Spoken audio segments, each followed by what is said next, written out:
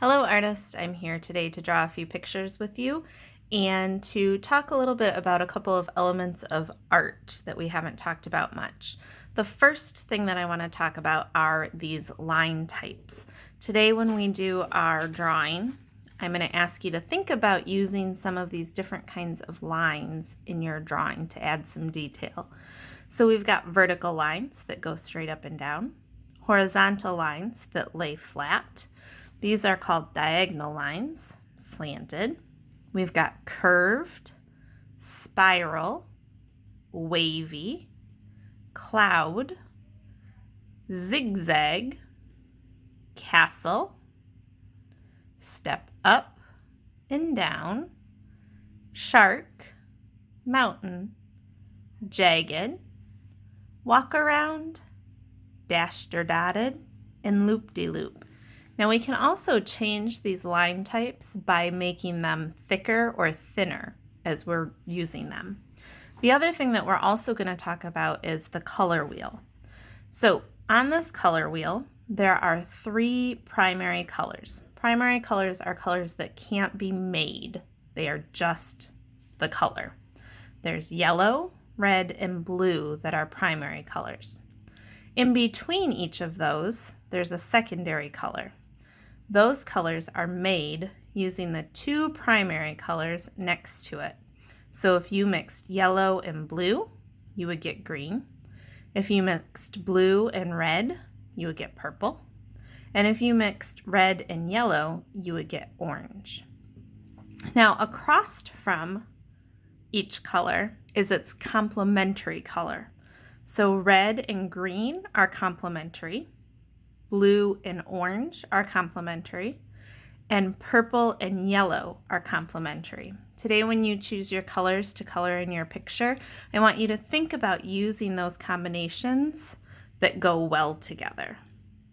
All right, you ready to see what we're going to draw today? My classroom friends will know why I chose this picture.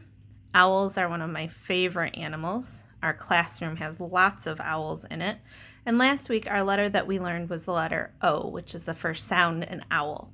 So today I'm going to teach you how to draw this owl. You're going to need something to color with, something to draw with, and of course, some paper. Let's get started. The first thing I want you to notice about my owl is how he takes up almost the whole page. So when I start him, I'm going to make this U shape, like the letter U, and I'm going to start way up near the top and go way down near the bottom. There's not much room on either side of the owl either.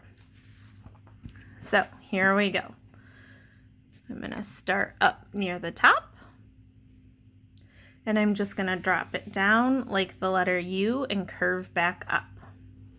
Down, curve around, and back up.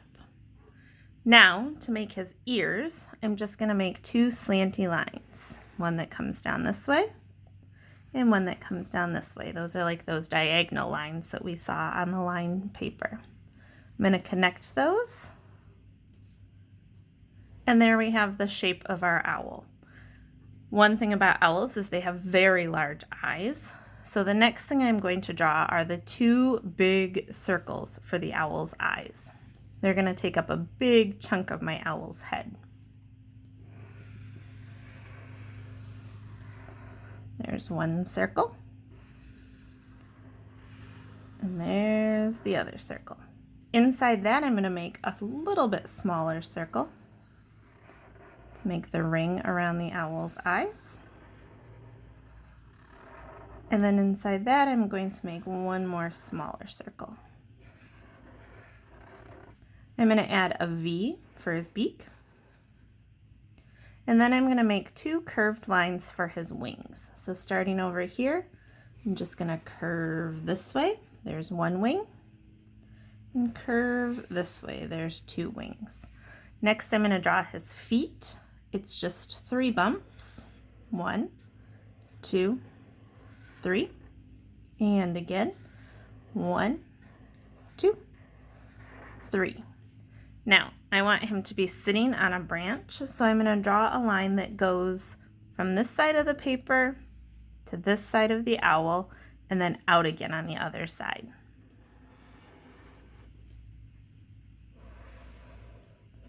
Then I'm going to come back and draw another line that comes under his feet.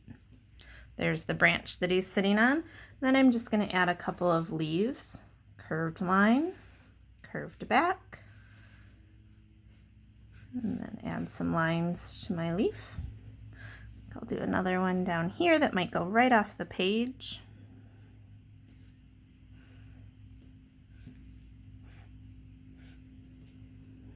And maybe a small one. And then a bigger one that goes off the page again.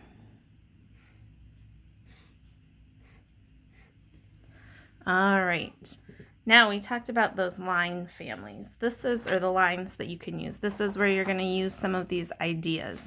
You'll notice in my owl, I used some curved lines on his wings, and then I used some scalloped or wavy lines to show his feathers.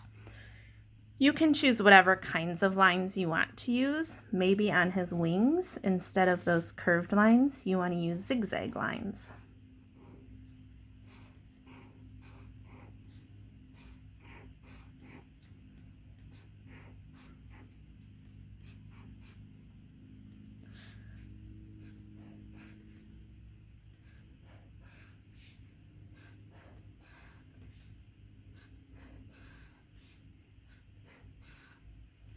And then maybe in the middle, instead of the scalloped lines, maybe you want to use loop-de-loop lines.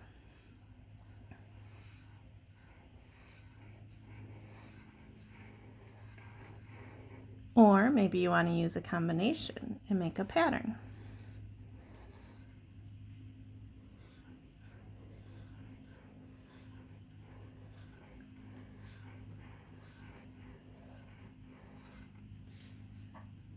All right, I'm going to add a couple more little details of some lines on the branch. You could add a moon up above or some stars if you wanted to, and then you can color. When you color, remember to think about those complementary colors. So maybe you use yellow and purple together, or blue and orange together. You'll see on my owl, his eyes have both the purple and yellow that are complementary. His beak is orange, but his body is blue. Those are also complementary colors. So have fun coloring in and decorating your owl.